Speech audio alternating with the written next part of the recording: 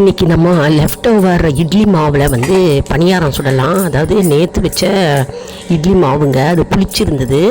அதை வந்து ரவா கால் கப்பு அரிசி மாவு போட்டுட்டேன்.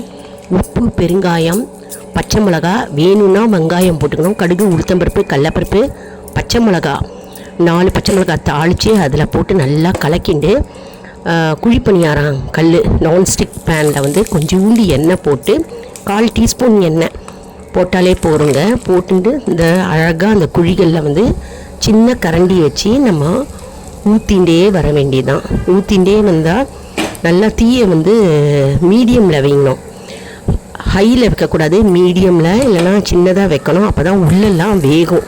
வெளியில் நல்லா மொறுன்னு உள்ளே வந்து நல்லா வெந்திருக்கும். நல்லா மீடியம் ஹீட்லேயே வச்சுக்கணும். வச்சுட்டா நம்மளுக்கு கோல்டன் ப்ரௌனில் அழகாக குழிப்பணியாரம் பிரமாதமாக கிடைக்குங்க. செஞ்சு பாருங்கள், ட்ரை பண்ணி.